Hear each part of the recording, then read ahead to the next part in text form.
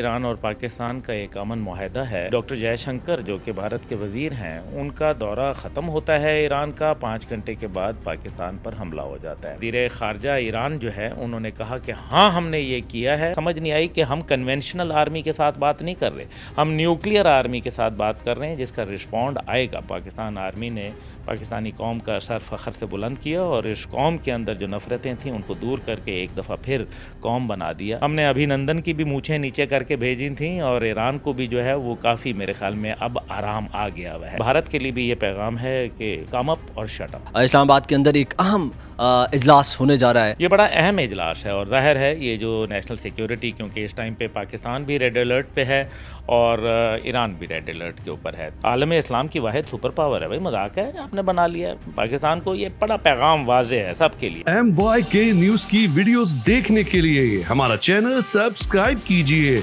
और bell icon को click कीजिए ताकि आप हमारी आने वाली वीडियो से बाखबर रह सकें। मुझे अफसोस है कि ऐसा वाक़या हुआ। ईरान और पाकिस्तान का एक अमन मुआहदा है और बहुत अच्छे देरीना ताल्लुकात, ईरान पाकिस्तान को तस्लीम करने वाला पहला मुल्क। और फिर जब भारत और पाकिस्तान की लड़ाई हुई तो उसके अंदर बाकायदा जो जाहिदान के जो उनका एयरपोर्ट है उसके ऊपर पाकिस्तानी तैयारों को रिफ्यूल करने के लिए भी ईरान ने जो है हमारी मदद की। और फिर कश्मीर के ऊपर 2 दफ़ा बहुत ज़बरदस्त किस्म का जो रहबर हैं उनके ईरान के, उनकी तरफ से पाकिस्तान के लिए कश्मीर के हवाले से जो पाकिस्तान का मौक़िफ़ था उसको बहुत ही मजबूती से उन्होंने सराहा, बावजूद इसके कि उनके भारत के साथ एक देरीना ताल्लुकात हैं, तिजारती मरासिम हैं और उसके अलावा भी उनके बहुत एक पुराने, क्योंकि भारत उनसे तिजारत करता रहा जब भी उनके ऊपर सैंक्शंस लगी रहीं, लेकिन उसके बावजूद तिजारत करता रहा, उसके बावजूद पाकिस्तान के लिए मजबूत बात की। लेकिन हैरानकुन बात यह है कि अभी डॉक्टर जयशंकर जो कि भारत के वज़ीर हैं, उनका दौरा ख़त्म होता है ईरान का, 5 घंटे के बाद पाकिस्तान पर हमला हो जाता है। इसके मुहर्रकात ये हैं कि अगर ईरान ये समझता है कि ये पाकिस्तान का जो किरमान में जो एक वाक़या हुआ था बहुत ही अफसोसनाक हुआ, 103 लोग उसके अंदर जो है लुक़्मा अजल बने, दहशतगर्दों ने बना दिया और उसकी तो जो ज़िम्मेदारी थी वो IS अफ़गानिस्तान ने कबूल की थी, उसका पाकिस्तान से तो कोई लेना देना ही नहीं है। और फिर 3 एक ही वक्त में हमले हुए, एक इराक़ में हुआ, एक सीरिया में हुआ और एक पाकिस्तान में हुआ। इराक़ और सीरिया के अंदर तो तकरीबन ईरान की काफ़ी उनकी हुकूमत के अंदर पुश्तपनाही भी है और पाकिस्तान तो एक आज़ाद मुल्क है यहाँ तो किसी की कोई पुश्तपनाही नहीं है और मेरा ख़्याल है ये पाकिस्तान की सालमियत के ख़िलाफ़ जो है बाकायदा एक बहुत ही ख़तरनाक अमल था और पाकिस्तान ने इसके ऊपर बड़ा तहम्मुल और बुर्दबारी का मुज़ाहरा किया। और ये हकीकत है कि पाकिस्तान ने जब ये वाक़या हुआ तो उनके जो नायब नाज़िमुल अमूर थे ईरान के, उनको बुलाया दफ्तर ख़ारजा, अपने तहफ़्फ़ुज़ात से, अपने जो रंज से वो उनको इज़हार किया और कहा कि आप इसके ऊपर अपना मौक़िफ़ दें, माज़रत कर लें या फिर इसका कोई जवाब दे दें। क्योंकि जब हॉटलाइंस मौजूद हैं जो कि डायरेक्टर जनरल मिलिट्री ऑपरेशंस के लेवल के ऊपर, इसी तरीके से इंटेलिजेंस लेवल के ऊपर और फिर खारजा सतह के ऊपर हॉटलाइन हैं, यानी कि आप फ़ोन उठाएं और बस आप घंटी बजनी है और आपने जो है वो फ़ोन पे बात कर लेनी है। फिर ऐसे वाक़यात के अंदर वो हॉटलाइंस ना इस्तेमाल होना, ये पाकिस्तान की तशवीश थी। इसका इजहार ख़्याल जो है वो पाकिस्तान ने कर दिया शाम तक वो जवाब का इंतज़ार करते रहे, लेकिन ईरान की जानिब से कोई जवाब जो है वो नहीं मौसूल हुआ। नतीजा ये हुआ कि दफ्तर ख़ारजा को एक बहुत ही सख्त कदम उठाना पड़ा और अपने सफ़ीर मुदस्सर टीपू जो तेहरान में पाकिस्तान के सफ़ीर हैं उनको वापस बुलाया और जो यहाँ पाकिस्तान में सफ़ीर मुकीम हैं जो इन दिनों ईरान के दौरे के ऊपर हैं उनको पाकिस्तान आने से रोक दिया गया। अब ये मेरे ख़्याल में अक्लमंद के लिए इशारा काफ़ी था और उनको समझ जाना चाहिए था, लेकिन उसके बावजूद डेवोस के अंदर मेरे ख़्याल में जो सबसे ज़्यादा तकलीफ़ पहुंची कि डेवोस के अंदर वज़ीर ख़ारजा जो अभी चंद घंटों पहले ही उनकी मुलाकात हुई हमारे निगरान वज़ीर आज़म साहब के साथ और जिसमें निगरान वज़ीर आज़म ने उस तमाम वाक़यात के ऊपर जो ईरान में पेश आए उन पर अफसोस का इज़हार किया उसके बावजूद जो है वो वज़ीर ख़ारजा ईरान जो है उन्होंने कहा कि हाँ हमने ये किया है, और बड़ी ढटाई से, बड़े सख्त गिरी से उन्होंने जो है इसके ऊपर अपना मौक़िफ़ पेश किया। मेरा ख़्याल है कि ये पाकिस्तान को किसी भी सूरत काबिल कबूल नहीं था, जिसकी बुनियाद के ऊपर जो है वो मामलात जो है वो इस हद तक पहुँचे कि पाकिस्तान को जवाब देना पड़ा। ये ऑपरेशन मरबर सरमचार जो था, यानी कि दहशतगर्दों की मौत जो है, इसको नाम दिया गया, जो कि फ़ारसी ज़ुबान का लफ्ज़ है। और ये सरमचार जो हैं कौन थे? ये BLA और BLF के दहशतगर्द थे, जिनके बाकायदा ISPR ने जब प्रेस कॉन्फ्रेंस की तो उसके अंदर बाकायदा जो है उनके नाम दे दिए गए, उनका हर चीज़ दे दी गई, और तस्वीर वगैरह शायर कर दी, उनकी वीडियो जो है वो दिखा दी गई। तो पाकिस्तान ने तो ये सारा कुछ करके दिखाया, लेकिन दूसरी तरफ जो है वो ईरान ने ऐसा कोई चीज़ जो है वो नहीं दिखाई कि कौन दहशतगर्द थे। पहले सिर्फ कहा जैश अदल के लोग हैं। भाई ठीक है, जैश अदल ने मुतअद्दिद हमले उनके ऊपर किए जो कि बिल्कुल बहुत ही अफसोसनाक हैं, लेकिन साथ ही साथ जो है वो इन सब के बावजूद मैं समझता हूँ कि जैश अदल के हवाले से जो भी उनके मामलात हैं वो पाकिस्तान से डिस्कस कर सकते थे, लेकिन ऐसा नहीं हुआ।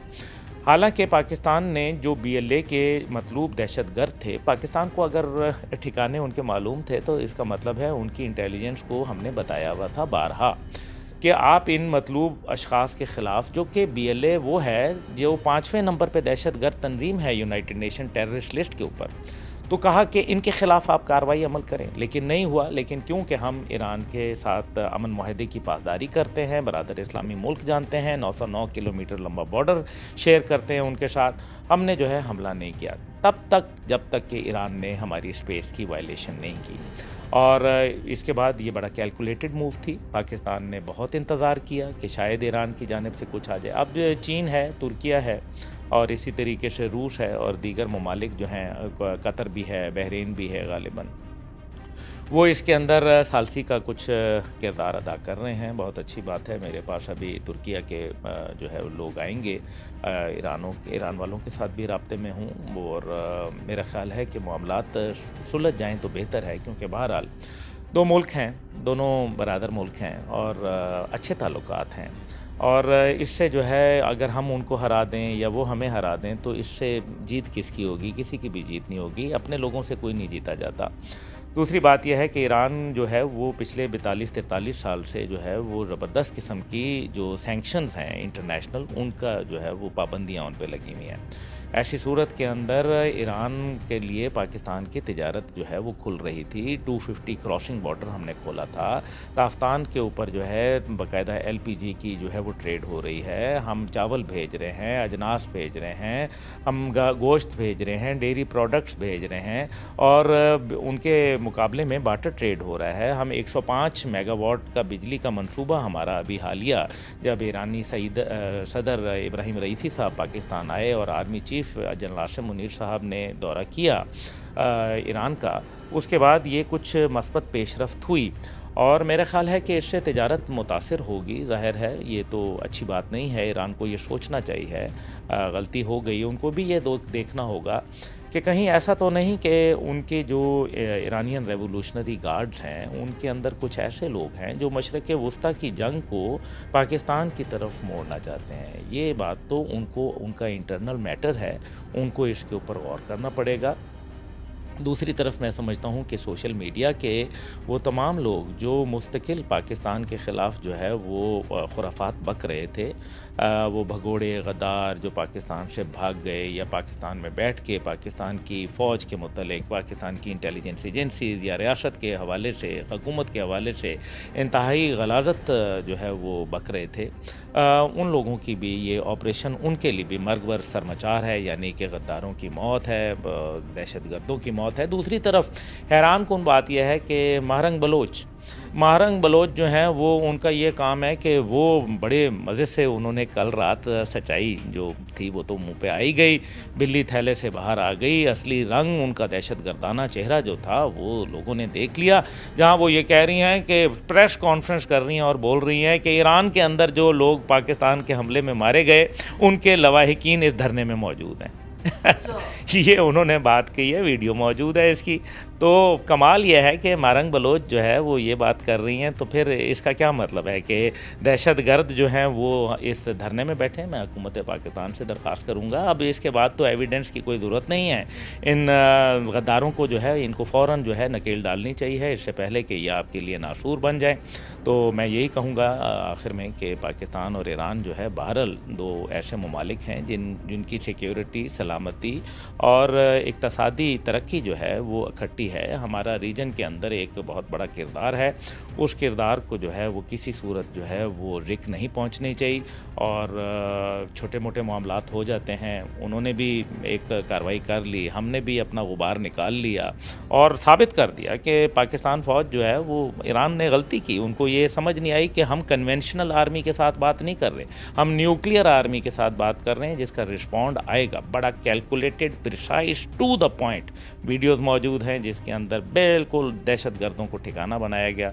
मैं समझता हूँ पाकिस्तान आर्मी ने पाकिस्तानी कौम का सर फ़ख्र से बुलंद किया और इस कौम के अंदर जो नफ़रतें थीं उनको दूर करके एक दफ़ा फिर कौम बना दिया। और मैं उम्मीद करता हूँ कि आइंदा आने वाले वक्तों में हालात इंशाअल्लाह ताला साज़गार होंगे ताकि हम एक इलेक्शन की तरफ जा सकें। लेकिन अगर जंग के बादल मंडलाते रहे तो फिर मुश्किलात हो जाएंगी। और ये पैगाम सिर्फ ईरान के लिए नहीं, ये बल्कि भारत के लिए भी है, जो हमेशा इलेक्शन से पहले कोई ना कोई वाक़या जो है वो कश्मीर में एक ड्रामा रचाता है। हमने अभिनंदन की भी मूछें नीचे करके भेजी थी और ईरान को भी जो है वो काफ़ी मेरे ख़्याल में अब आराम आ गया हुआ है। और भारत के लिए भी ये पैगाम है कि कम अप और शट अप। अच्छा सर, मेरा एक सवाल है आपसे। आपने देखा होगा कि 2019 में भारत ने जो है वो ये मामला किया था, क्या ईरान को सर सबक नहीं लेना चाहिए था ये इस मामले से? जो 2019 सितंबर में, गालिबन 26 सितंबर में एक वाक़या जो है वो करने की कोशिश की थी भारत ने, तो ये उन्हें जो है वो पाकिस्तान ने मुंह तोड़ जवाब दिया था। तो उससे ईरान को सबक नहीं सीखना चाहिए था? और ये जो हमला किया गया ईरान की जानिब से, जिसमें विदाउट परमिशन उन्होंने जो अटैक किया पाकिस्तान पे, आप क्या समझते हैं सर कि लाइक इन्हें जो है वो इस तरह आउट ऑफ द वे जाके पाकिस्तान में इस तरह इन्वॉल्वमेंट करनी चाहिए थी? 26 फरवरी था जब ऑपरेशन स्विफ्ट रिटॉर्ट किया गया था पाकिस्तान की जानिब से और भारत के जो जहाज़ थे उनको मार गिराया, अभिनंदन को पकड़ लिया। और फिर हमने, दुनिया ने देखा कि चाय का एक कप कितना महंगा होता है। पहले आए थे तो चाय पीने के लिए वहाँ क्या नाम है उसका, क्लब जो है हमारा लाहौर के अंदर, जिम खाना क्लब, कहा थे हम जिम खाना में शाम की चाय पियेंगे, तो वो अपने 4 स्टार जनरल की जीप छोड़ गए। अगली दफ़ा चाय पीने आ गए तो जहाज़ छोड़ गए। तो सबक तो बड़ा ठीक ठाक मिला है। वो ऐसी कहने की बातें हैं, पाकिस्तान आर्मी के ऊपर ऐसी बातें करते हैं। पाकिस्तान आर्मी बड़ी मजबूत और प्रोफेशनल आर्मी है। दुनिया की 149 कंट्रीज़ के जब इंग्लैंड में मुकाबले हुए 2 दफ़ा पाकिस्तान आर्मी पहले नंबर पे आई और अभी जो ताकतवर तरीन आर्मियों के अंदर नाम आया है दुनिया की 10, उसमें 9वें नंबर के ऊपर पाकिस्तान फ़ौज मौजूद है। आलम इस्लाम की वाहिद सुपर पावर है। भाई मजाक है, आपने बना लिया है पाकिस्तान को। ये बड़ा पैगाम वाज़े है सबके लिए। लेकिन अफ़गानिस्तान हो या ईरान हो, हम अच्छे बॉर्डर चाहते हैं। फ़िलहाल 2642 किलोमीटर लंबा अफ़गानिस्तान का बॉर्डर हमारे लिए मुश्किलात है। 909 किलोमीटर बॉर्डर ईरान का हमारे लिए एक मुश्किल आ गई है। और तीसरी तरफ जो है 3363 किलोमीटर जो भारत के साथ बॉर्डर है इस टाइम पे, वो तो हमारा हमेशा से ही गर्म बॉर्डर रहा। तो इस टाइम पे सिर्फ चाइना जो एक बॉर्डर है जिसके साथ हमारे फ्रेंडली रिलेशन है। मेरे ख्याल में इस सारे वाक़े की पाकिस्तानी वज़ारत ख़ारजा को बहुत पजीराई मिली, इसमें कोई शक व शुबा नहीं है। उसकी वजह यह है कि पाकिस्तान के वज़ारत ख़ारजा के हवाले से बड़े अच्छे जो जज्बात पूरी दुनिया ने, इंटरनेशनल मीडिया ने, तमाम दुनिया के वज़ारत ख़ारजाओं ने जो है पाकिस्तान के इस मौक़िफ़ की तायद की और ईरान के इस हमले की जो है वो मज़म्मत की शिद्दत से। तो मेरे ख्याल में ये हमारी ख़ारजा कामयाबी भी है। देखते हैं आगे क्या होता है। आखिरी सवाल मैं करूंगा, आज national security forces of Pakistan में जो है वो इस्लामाबाद के अंदर एक अहम इजलास होने जा रहा है। वज़ीर आज़म पाकिस्तान को हंगामी तौर पर इस इजलास में शिरकत की जो है वो पेशकश की गई है। वज़ीर आज़म अपना बैरून मुल्क का दौरा मनसूख करके वापस आज आफ्टरनून में इस इजलास के अंदर पहुँचेंगे। क्या कुछ होने जा रहा है?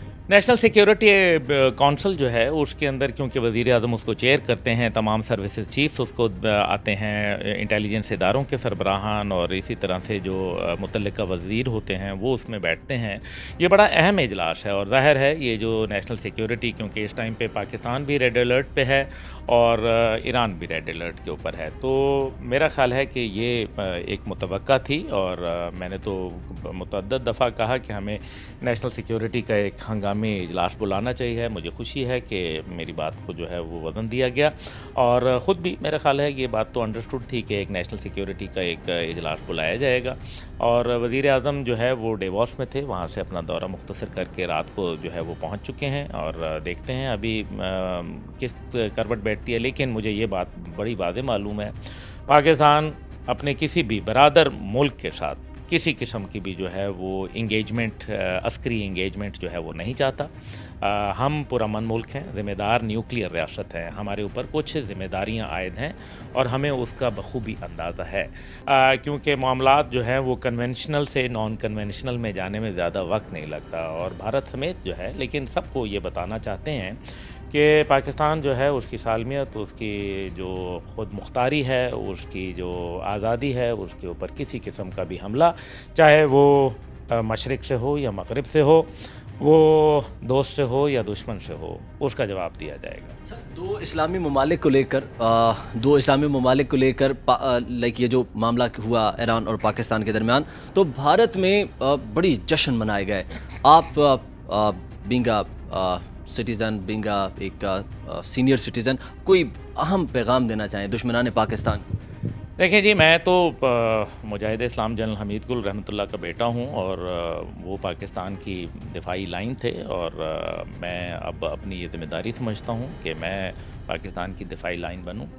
मैं तो बन गया हूँ दिफाई लाइन, हमें आप बनने के लिए तैयार हैं और अगर आप बनने के लिए तैयार हैं तो आइए पाकिस्तान के लिए खड़े हुए। सियासत जो है वो तकसीम करती है, मेरे ख़्याल है कि हमें इस टाइम पे इत्तेहाद की ज़रूरत है। इत्तेहाद के बगैर कोई मुल्क जो है वो आगे तरक्की नहीं कर सकता और नफ़रतों की बुनियाद के ऊपर सियासत नहीं होगी।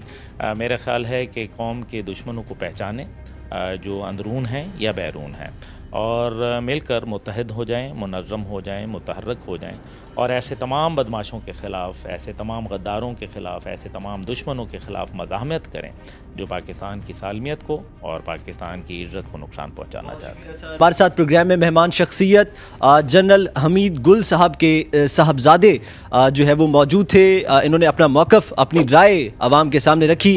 अपना मेज़बान तैयब गोंदल को इजाज़त दीजिए। अपना बहुत सारा ख्याल रखें। अल्लाह निगहबान।